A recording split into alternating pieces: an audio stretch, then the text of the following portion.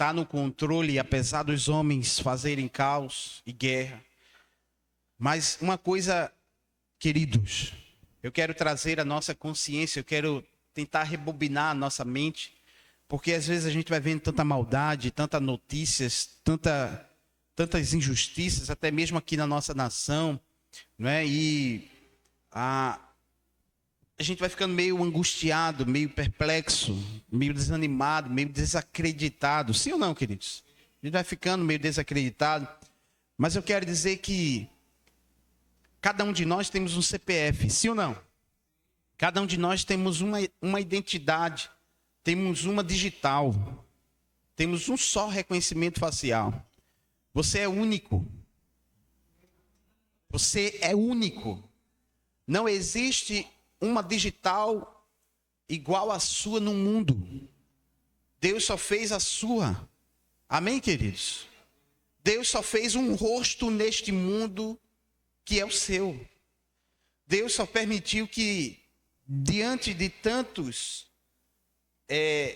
ali hormônios, células e assim podemos chamar, tem tantas mitocôndrias, enfim, Deus nos fez seres individuais.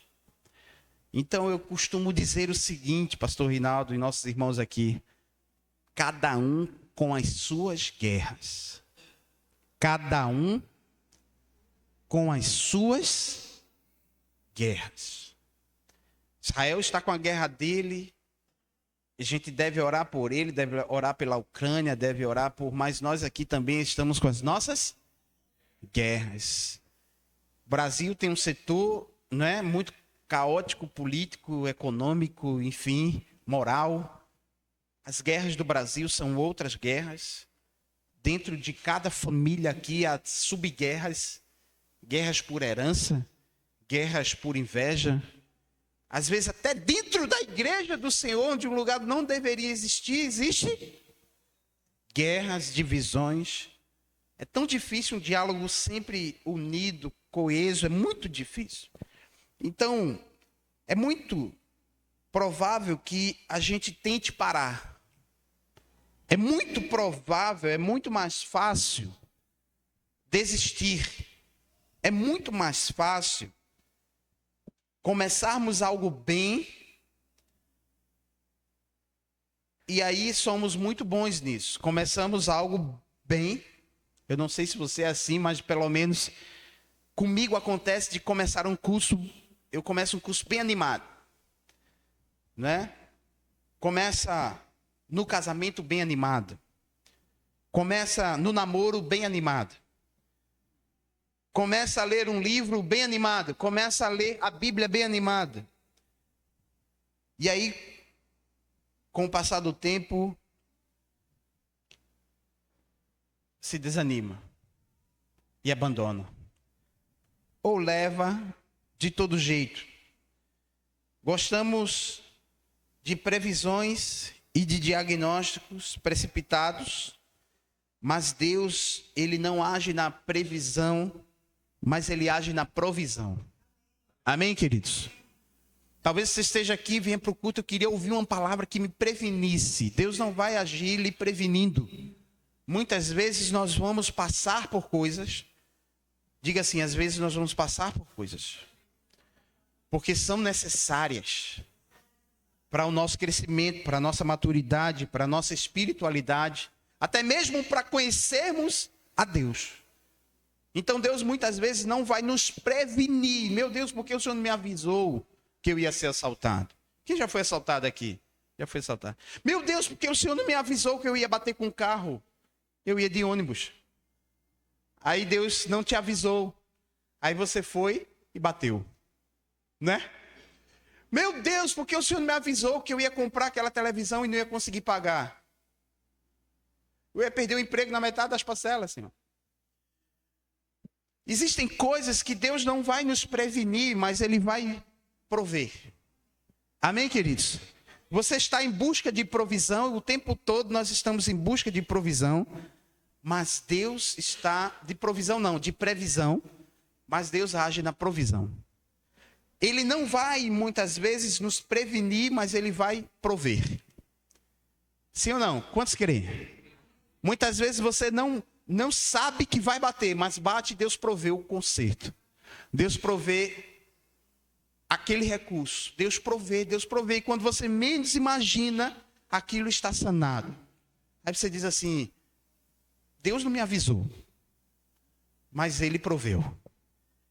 E aí, é sobre essa primícia que eu quero falar com vocês, sobre continue de onde parou. Qual é o tema da nossa mensagem? Vamos lá, continue de onde parou. Por que paramos? A verdade é que paramos por diversos motivos.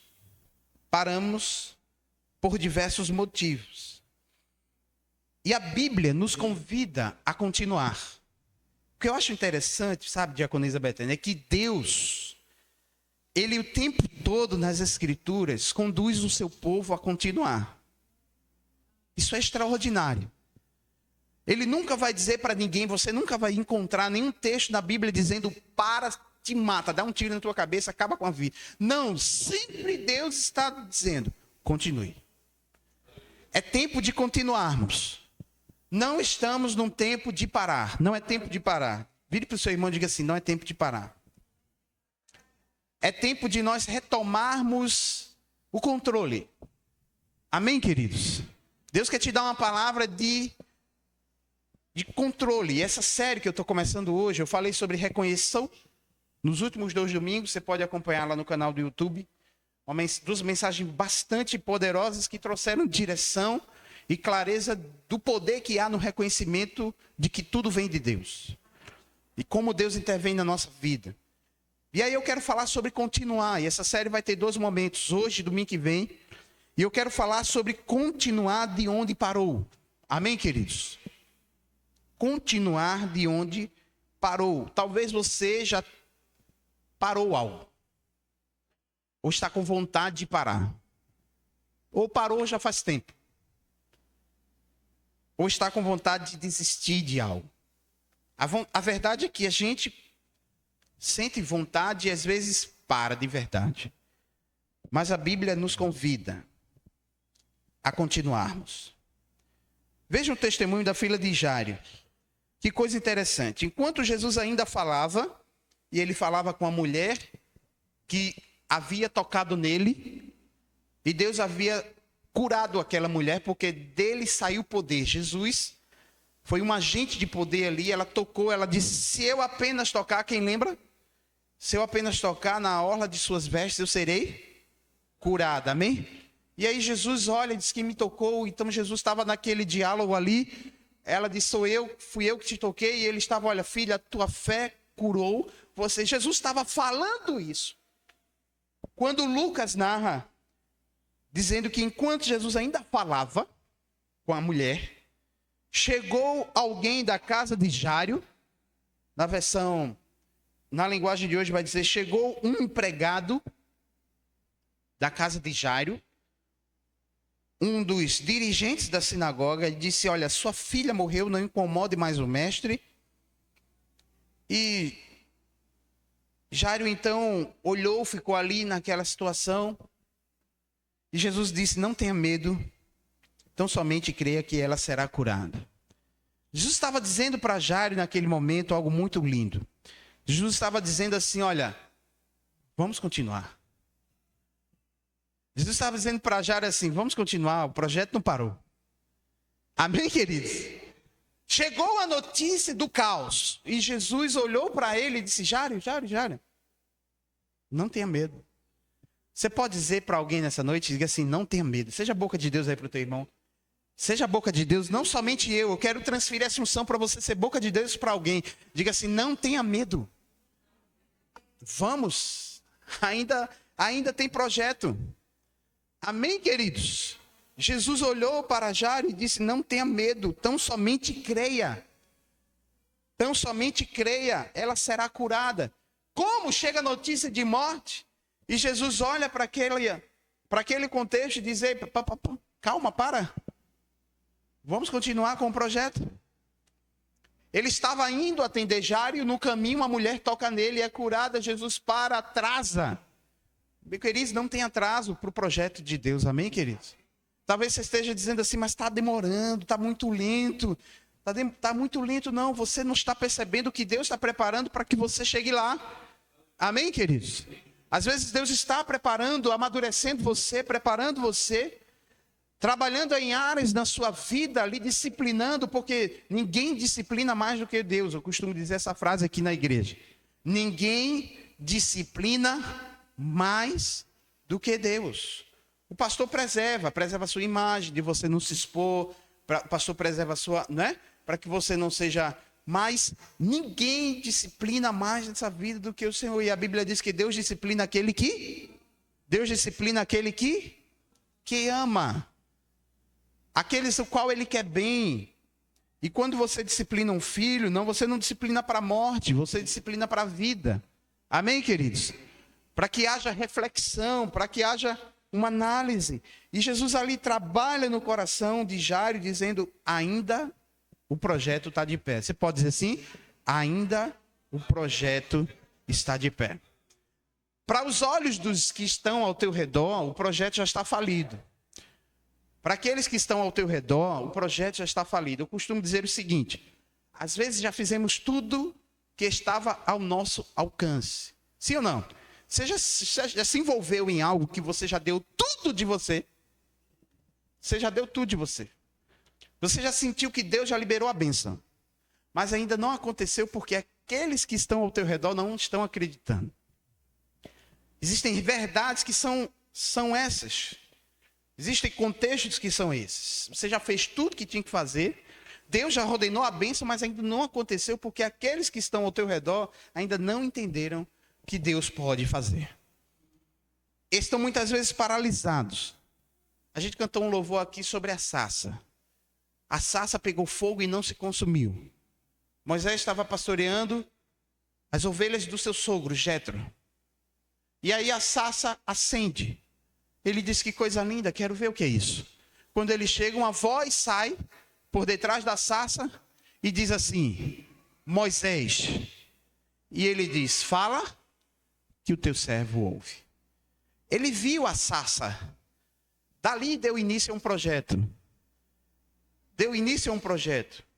Ele ficou com vontade de parar. Deus teve vontade de parar. Você já imaginou Deus com vontade de parar um projeto? Quando Deus disse assim, não, eu vou exterminar esse povo que murmura demais. Vem Moisés e diz o quê? Não. Existem projetos que você tem que interceder para que Deus não interrompa. Amém, queridos? Porque Deus é Deus santo e justo e fiel. Amém, queridos? De Deus não se zomba, Ele não se deixa escarnecer. O que o homem planta, ele colhe. E quando Deus diz assim, eu quero acabar com um projeto, só alguém intercedendo, queridos. Para que ele não acabe com um projeto. Mas eu quero dizer para você, Moisés intercede. Moisés chega diante do Mar Vermelho. Toca nas águas.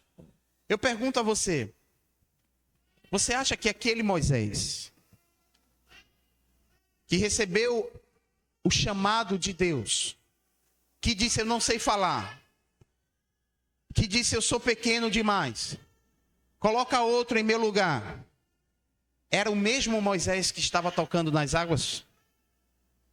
Ele podia ser até o mesmo Moisés, mesmo CPF, a mesma estrutura física, mas ele não era mais o mesmo.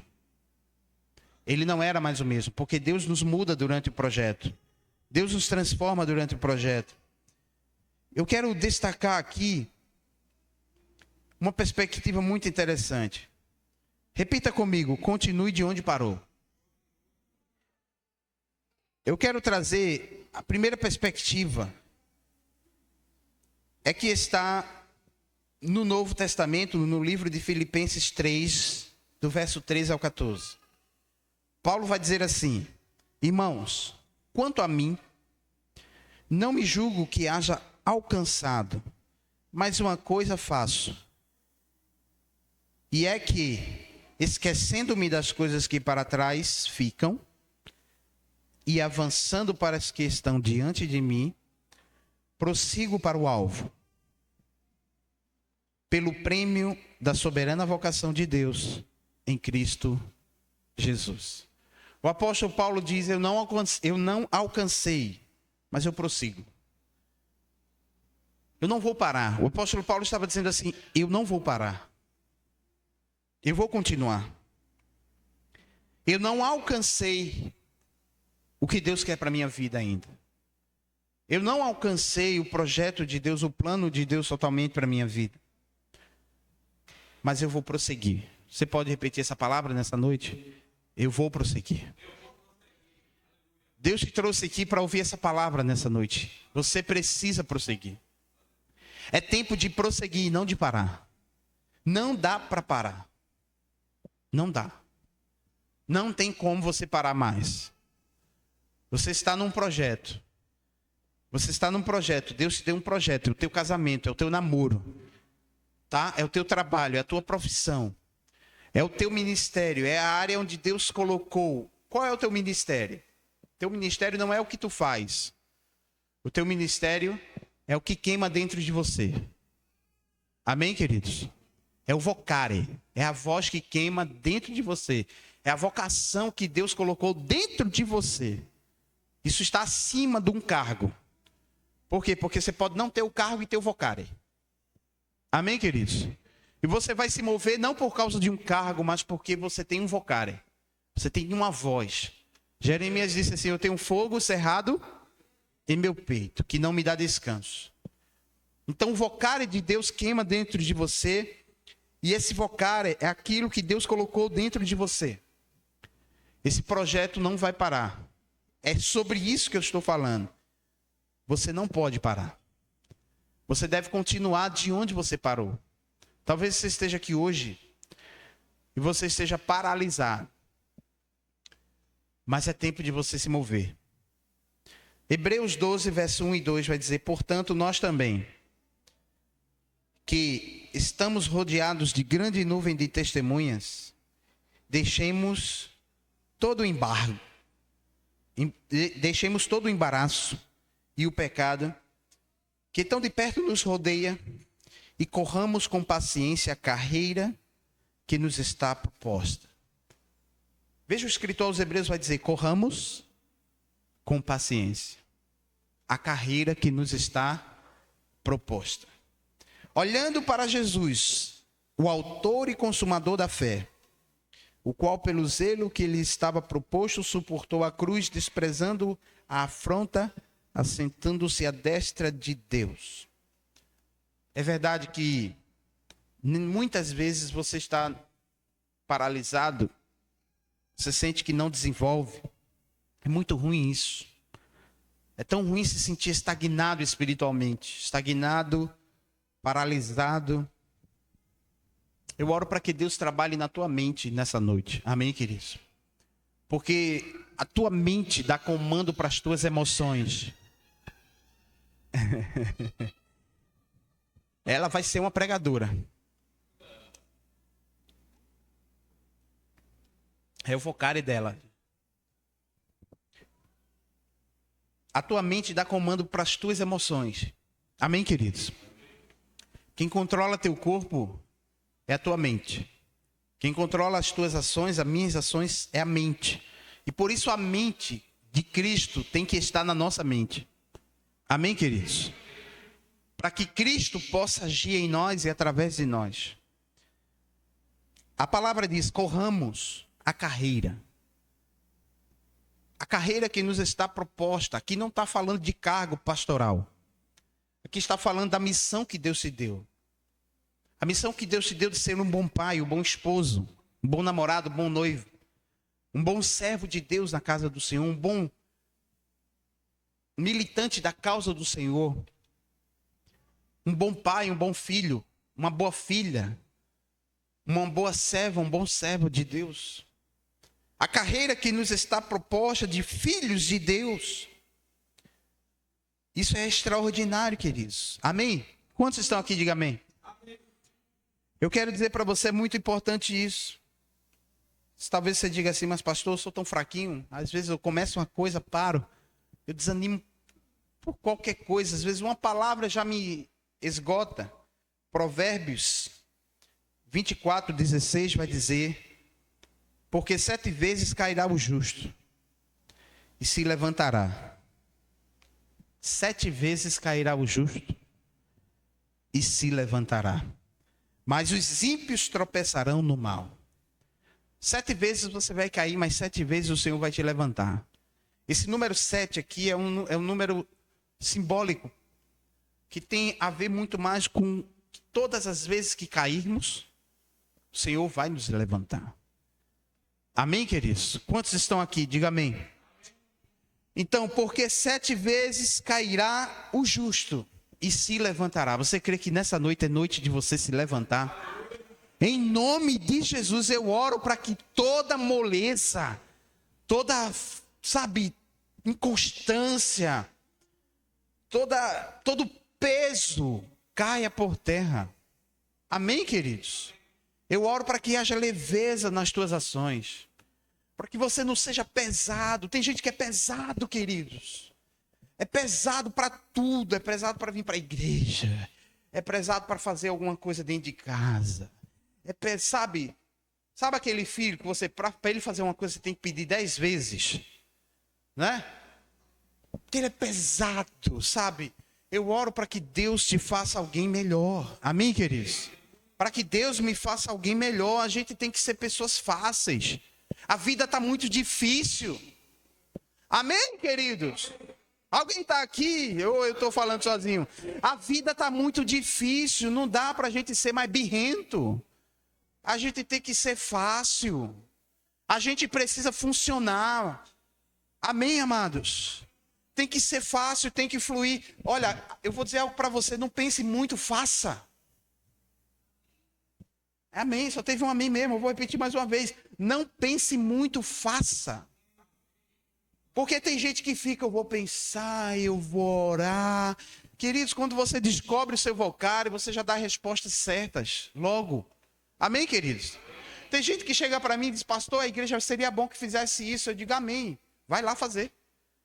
Eu nem oro. Por que eu não oro? Porque eu não preciso orar para aquilo. Por quê? Porque eu sei qual é o meu vocário. Eu sei para que Deus me chamou. Amém, meu irmão? Então eu digo, vai lá, faça. Tem a minha bênção. Amém, queridos? Agora, se você chamar, pastor, vamos fazer tal coisa, dizer, rapaz, é o meu vocário. Vamos lá. Começa quando? Começa quando? Que aí eu tô dentro. Agora o que tu tá falando tá alinhado comigo. Descubra o que Deus quer de você. Descubra a sua missão. Descubra a sua missão. E a sua missão já é aquilo que Deus se tornou. O que Deus se tornou hoje? Foi um filho? Então você tem uma missão de ser um bom filho. O que Deus se tornou foi um esposo? Então seja um bom esposo.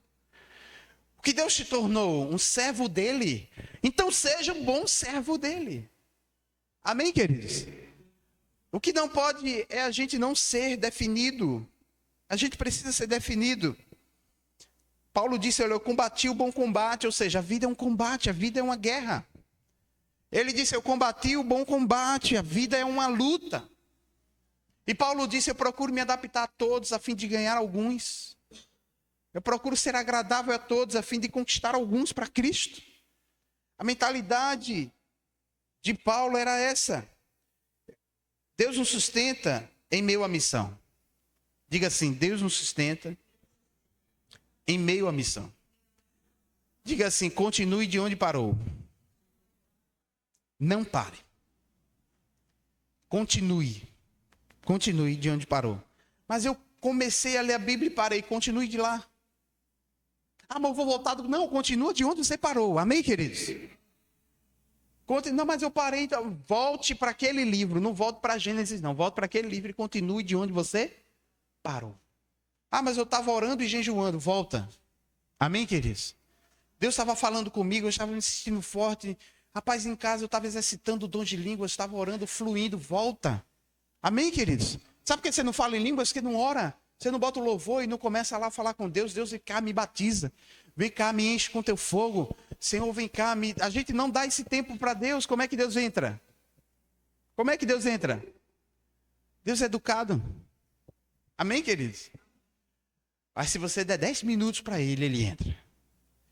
Se você convidá-lo, ele entra. Se você clamar por ele, ele vem.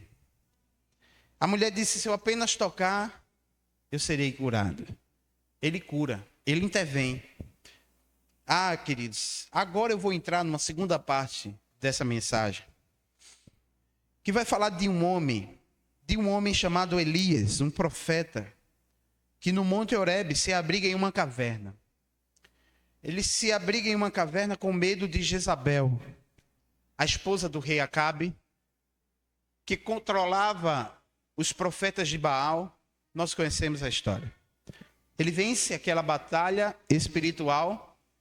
E depois que ele vence aquela batalha espiritual, aquilo era uma batalha espiritual, sim ou não? Eles oraram para o fogo descer sobre o holocausto.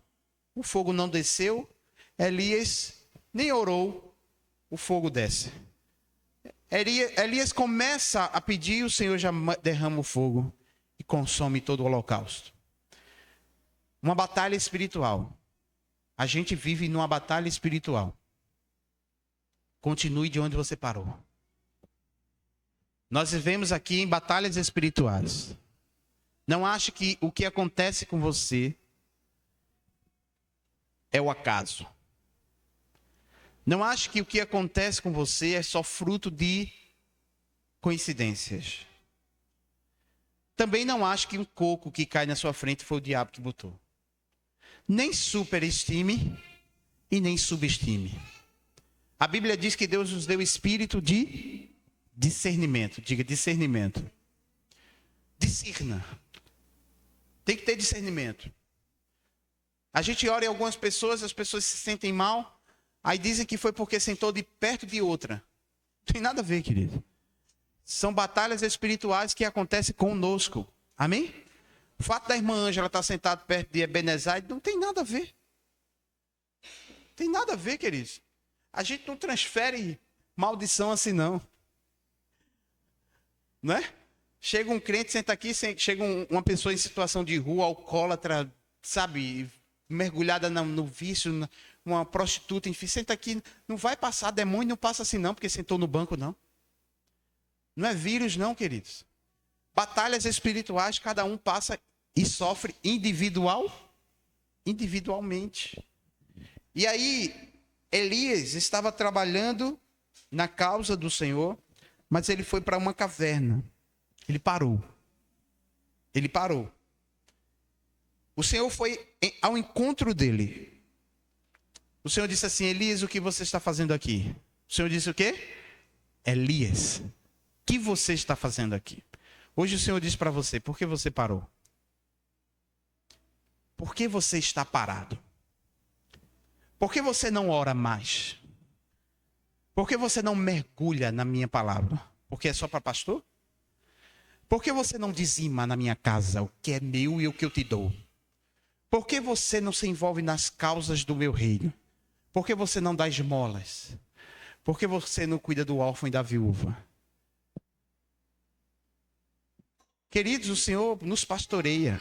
Amém, queridos? O Senhor vem nos procurar. Diga, Ele vem nos procurar. Ele vem nos sustentar para que continuemos a missão. Quem já se sentiu visitado por Deus? Quem já se sentiu visitado por Deus? O Senhor foi a ele e disse, Elias, o que você está fazendo aqui? Você está numa caverna, você está parado. Elias disse, olha, só sobrou eu. Eu tenho sido zeloso. Toda pessoa que para, preste atenção nisso, olha para aqui, para os meus olhos azuis. Toda pessoa que para tem um alto sentimento de justiça. Veja que coisa interessante. Ele disse assim, só eu sou zeloso. Ele era o cara, sim ou não? Ao Deus dos exércitos.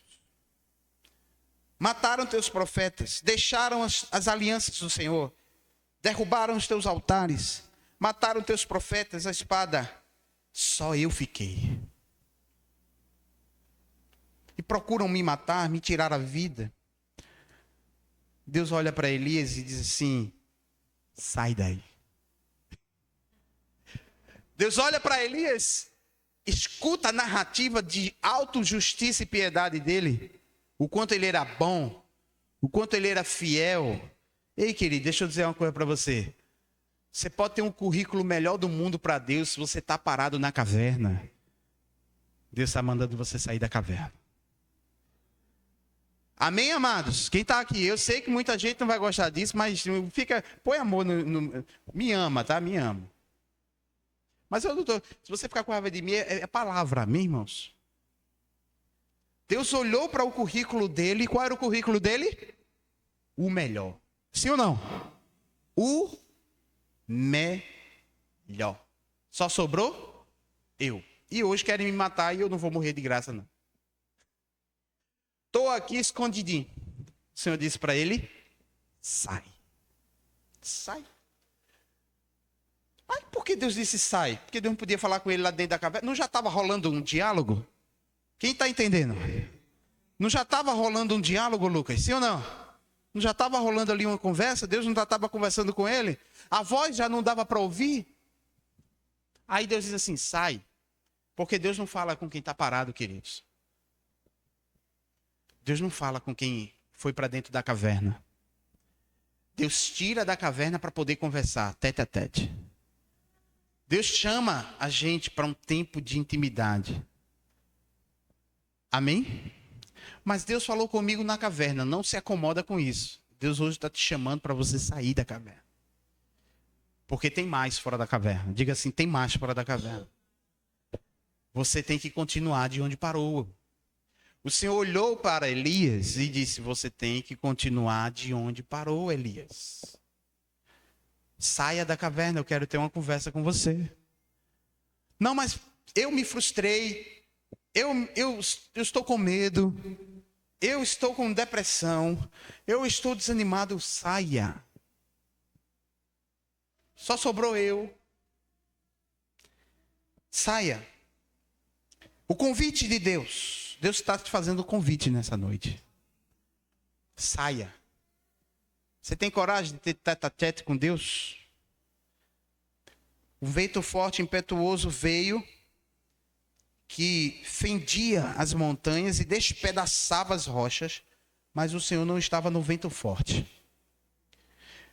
Um terremoto, mas o Senhor não estava no terremoto. Um fogo, mas o Senhor não estava no fogo. E depois veio uma voz mansa e delicada, um sussurro suave. A reação de Elias, quando ele sai da caverna, ele cobre o rosto com a capa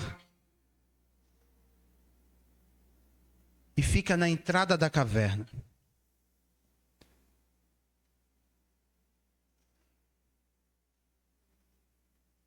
E o Senhor diz: continue de onde você parou.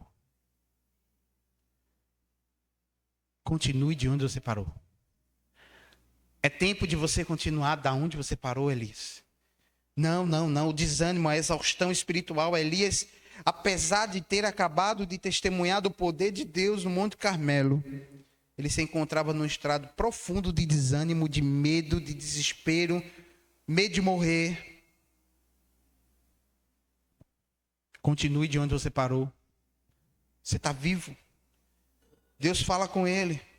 A presença de Deus era notória. Ele não poderia abandonar a missão. Você não pode abandonar a missão que Deus te deu.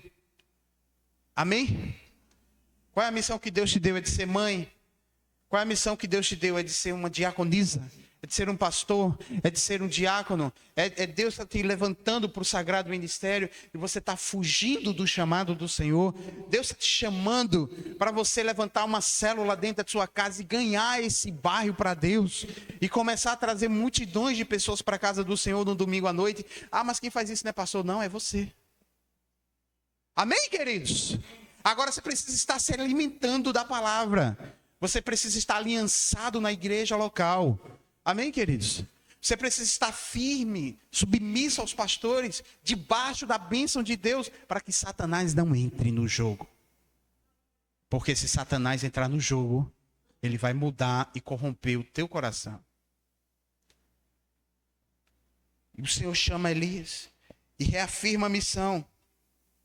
Deus olha para ele e diz assim: volte. 1 Reis 19:15. Veja que coisa linda, queridos. E o verso 18, o Senhor conclui dando uma lição a ele, porque Deus não escuta besteira e fica sem dar uma resposta. Deus deu uma resposta a ele. Então o Senhor Deus disse: volte para o deserto, que fica perto de Damasco. Chegando lá, entre na cidade e unja Azael, rei da Síria. Veja que coisa interessante. A minha versão NVT vai dizer assim: volte pelo caminho de onde você veio. Essa mensagem o Senhor me deu desse texto. Volte de onde você parou. É tempo de você continuar de onde você parou. Volte pelo caminho que você fez. Refazer o caminho. Mas é a mesma coisa, Senhor. Eu tenho que fazer a mesma coisa, orar, voltar assim. Deus quer que você volte pelo mesmo caminho. O caminho da humildade. Mas eu não sou mais bobo, eu aprendi. Não, você vai continuar fazendo sem ser bobo. Amém, queridos? Você vai continuar fazendo sendo agora sábio, prudente. Amém? Não deixe de ser bom, não deixe de fazer o bem, porque te fizeram mal. Eu aprendi tanto que agora eu não sou mais bom. Não, continue sendo bom. Agora seja bom de forma prudente. De forma sábia. Não deixe o mal mudar a sua essência. Não deixe o mal mudar o seu coração. O mal muitas vezes é permitido para que a gente cresça. Para quê, pastor? Para que a gente cresça, aprenda. Não para que a gente se torne pior do que o mal. Tem pessoas que passam pelo mal e se tornam pior do que o mal. Se fecham para o bem. Mas Deus muitas vezes quer nos ensinar com o mal a superarmos o mal. Quantos estão aqui nessa noite? Quantos estão dispostos a superar o mal? Superar o mal com o bem. Superar o mal com o bem é quando você entende que você pode continuar sendo uma boa pessoa, apesar de terem feito mal com você, mas você vai saber ser bom. Porque você precisa saber ser bom. É verdade. Eu aprendi na dor isso. Eu não sabia ser bom. Eu vou repetir. Eu não sabia ser bom. É verdade. Aprendi na tora, diaconisa Luana. Fique rindo da minha cara. Tá? Eu não sabia ser bom. A gente precisa aprender a ser bom.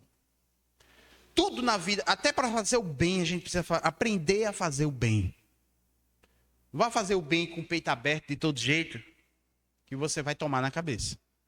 Porque tem muita gente que vai se aproveitar só do que tu tem para dar.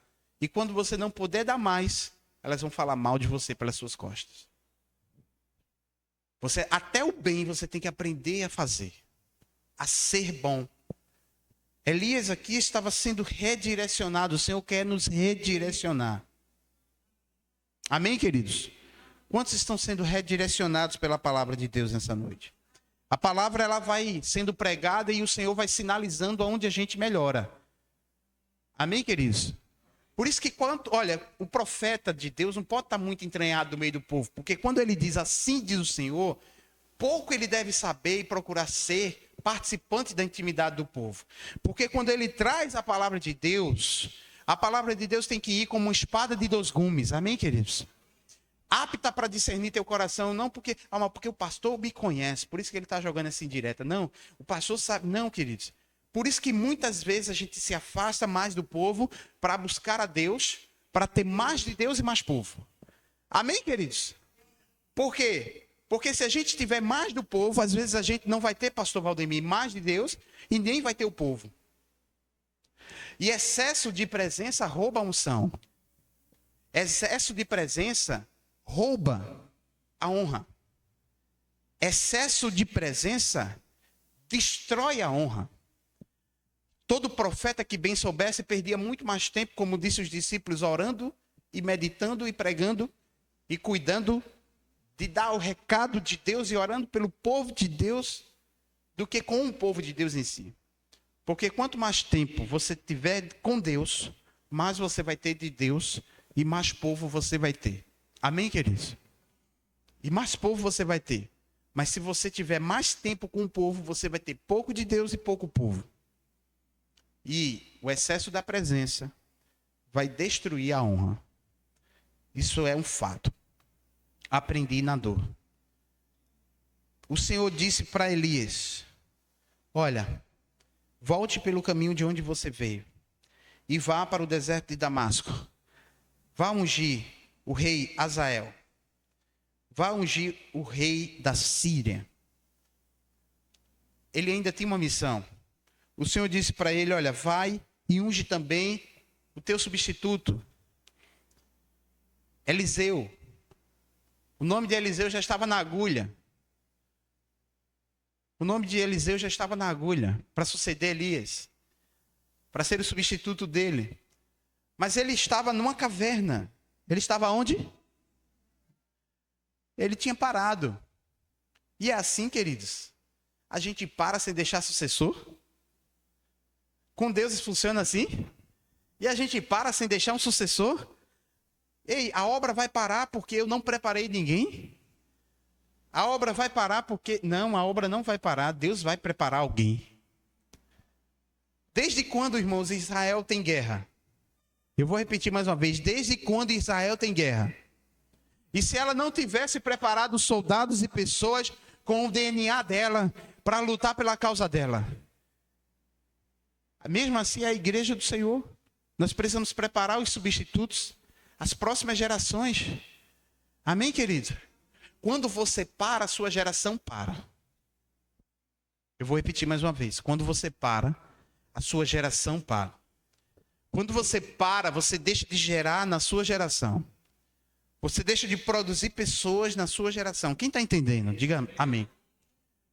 Quando você para, você interrompe o projeto de gerar pessoas para Deus. Você deixa o projeto de ser um agente de unção. Ele deveria ungir reis.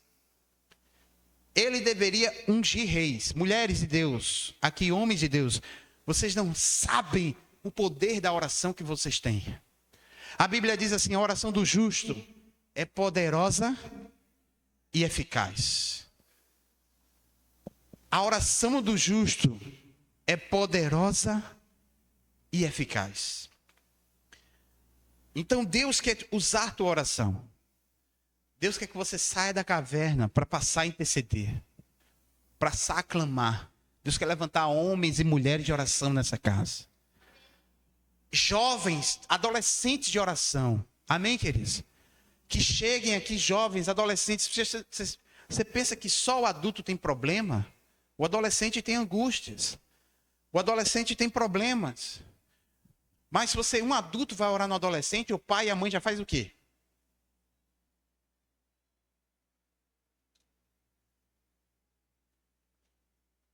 Não é assim? É assim ou não é? Porque adolescente, queridos, que Deus levante adolescentes para orar em adolescentes aqui. Amém, queridos? Amém? Que Deus levante adolescentes para orar em adolescentes aqui. Ah, mas não só quem lê a Bíblia é o pastor. Se os adolescentes ficarem com essa mentalidade, nunca vai crescer, queridos. Que Deus levante jovens para orar em jovens. Mulheres para orar em mulheres. Amém, queridos? Homens para orar em homens. Interceder por homens. Abraçar. Seremos reconhecidos pelo amor, queridos. Deus levanta Elias. Volte pelo caminho de onde veio. Volte. Volte. Continue de onde você parou, vá. Volte para você continuar de onde você parou. Para onde você precisa voltar? Aí o Senhor diz para ele, verso 18. No entanto, preservei 7.000 em Israel, que nunca se prostraram diante de Baal, nem o beijaram. Elias, deixa eu te dizer, tem mais gente que serve a mim. Amém, amados? Se você está parado e foi para uma caverna dizendo que só você que tinha paciência, que o povo não prestava, que só agora por isso que você está numa caverna, você não faz mais nada, o Senhor está dizendo, tem 7.000. Tem quantos, pastor? 7.000 que ainda presta. O Senhor estava dizendo para Elias, olha, Elias, eu levantei um povo, eu preservei um povo. É essa a minha esperança, é por isso que eu continuo pastoreando. É por isso que eu continuo pastoreando. Amém, queridos? Eu trabalho. Tá? A igreja me dá um suporte, mas eu trabalho. É por isso que eu continuo pastoreando, irmãos. Não é por meio de vida, não. Eu continuo perseverando porque eu acredito que Deus tem um povo. Deus levantou um povo. Amém, queridos? Deus levantou um povo, Ele preserva um povo. Ele preserva um povo para dar continuidade à sua obra, para dar continuidade ao seu projeto de cuidar de vidas, de cuidar de pessoas, cuidar do órfão, da viúva, cuidar daquele que necessita, levar o evangelho do reino, visitar os órfãos, as viúvas, os presos, cuidar daqueles que estão no mundo, na margem da sociedade. Amém, queridos? É tempo de continuar. Eu preservei 7.000 em Israel, que nunca se prostraram diante de Baal e nem o beijaram. Tem gente que vai dizer assim, se 7.000 era criança, amém, que seja. Elas vão crescer e vão se tornar pessoas fiéis ao Senhor. Por isso que a igreja deve continuar esse projeto com Café com Jesus em vista. Você ainda não é parceiro desse café, é R$20 por mês. Para você ser parceiro, investir no coração dessas crianças que não dobraram seus joelhos a Baal. Não dobraram seus joelhos a Baal. Mas R$20 é pouco, você pode até doar 50, 100. É para o reino. Amém? Fora sua oferta, fora seu dízimo, seja um investidor no reino. Seja um agente de mudança e de transformação na causa do Senhor. Porque existem 7.000 que ainda não dobrou seus joelhos a Baal. Existem 7.000. Ou seja, há uma missão. Há o que, pastor? Há uma missão. E o Senhor quer te envolver nessa missão. Volte de onde você parou. Volte de onde você parou. Volte de onde você parou. Você precisa voltar? Você precisa voltar? O que te paralisou? O que roubou a tua fé? O que te estagnou? O que deixou você ser um religioso?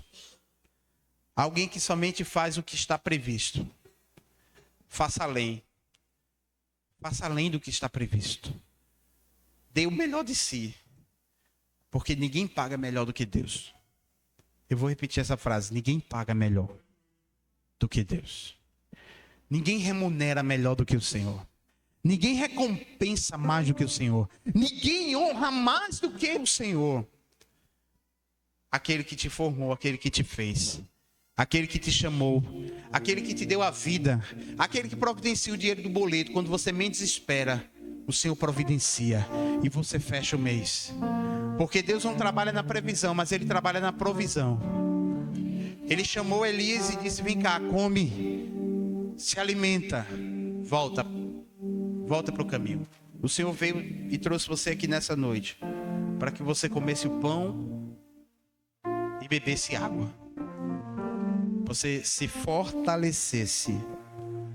O diabo quis te enganar. O diabo disse para você, fica parado, não se envolve em nada.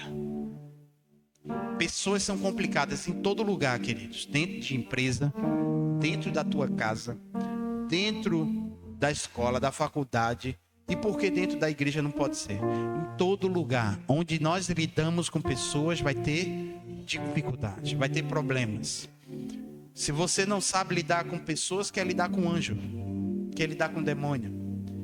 Tem gente que não quer lidar com gente, quer lidar com o mundo espiritual. Deus, eu queria ter o dom de expulsar demônio. Aprenda primeiro a lidar com seu irmão. Aprenda primeiro a servir dentro de casa. Amém, queridos? Quando chega a semana de prova, minha máquina quebrou, estou consertando ela, porque o conserto é caro. Peguei lá a inteligência artificial, senhor Wilson. Botei lá, a inteligência artificial me ensinou tudinho, tá dando certinho. Quem tá gostando sou eu. Mas dá um trabalho. Mas enquanto minha esposa está na semana de prova, eu pego as roupas, ponho numa mala e levo para a lavanderia, lavo, pego Caleb. Bora, Caleb, me ajuda aqui. A gente tem que ser uma bênção não só na igreja, a gente tem que ser uma bênção dentro de casa. A gente tem que ser uma bênção um para o outro, porque o culto começa lá. O culto começa onde, pastor? Lá. Continue de onde você parou. Às vezes está faltando você continuar, sabe de onde? De dentro da sua casa. Lá de dentro da sua casa. Cuidando uns dos outros. Sentando na mesa, abrindo a palavra antes de comer. E vamos parar todo mundo aqui. Vamos ler a palavra. Vamos orar um pouco. Pastorei sua casa. Pastorei seus filhos. Mãe solo aí. Pastorei seus filhos. Não é? Pessoas que estão no segundo casamento, cuidem dos seus casamentos para não ir para o terceiro casamento. Ah, eu estou falando isso é porque eu aprovo. Não, mas se já está, tem que fazer dar certo. Amém, queridos? Se tá, tem que fazer dar certo. Vai para o terceiro, vai para o quarto, vai para o quinto, porque não cuida. Porque não cuidou do primeiro, não cuida de nenhum. A gente vai voltar, eu estou queimando, o Senhor está me incomodando. Nosso ministério aqui na igreja com família, com casais, amém, queridos? O Senhor nos usa onde nos cura. O Senhor curou meu casamento. O Senhor me cobra, eu sou devedor. Quando a gente lançar as inscrições, culto de casais, traz tua mulher, vem para a igreja. Seja você o primeiro. Amém, queridos? Ninguém tem que estar te bajulando para você cuidar do seu casamento, não. Seu casamento é interesse seu. Né? Cuide da sua casa, cuide da sua família, cuide da sua esposa. Diga para ela onde está doendo. Hoje minha esposa sentou na mesa assim, me deu uma massagenzinha. Eu disse, eita, rapaz, coisa boa. Gostei, manja. Gostei. Porque a gente precisa dizer para a esposa também que a gente não é de ferro. Às vezes a esposa vê a gente indo para lá e indo para cá. A esposa pensa que a gente é um homem de ferro. É não, filho. As costas dói. Os músculos estão tudo entrevados. A gente precisa de uma massagem da esposa. A esposa tem que proporcionar um ambiente de relaxamento. Ai, chegou outro pregador. Comece, volte de casa. O culto começa onde, pastor? O culto começa onde, pastor? A missão começa onde, pastor? A missão começa em casa, queridos. A missão começa no namoro. A missão começa no noivado. A missão começa no casamento. A missão começa no lar. A missão começa no casamento, começa no lar. Desde o namoro, do noivado e do casamento. Nós devemos trabalhar juntos em todos esses momentos. Casal de namorado tem que trabalhar junto. Noivos tem que trabalhar junto. Casais tem que trabalhar junto. Amém, queridos? Ah, mas minha esposa não está aqui, congrega outra igreja, então você trabalha aqui. Amém, queridos? Você trabalha, você se envolve onde está onde você está plantado. Então volte, continue de onde você parou. Eu queria cantar essa canção que nós ministramos. Fica de pé no seu lugar em nome de Jesus.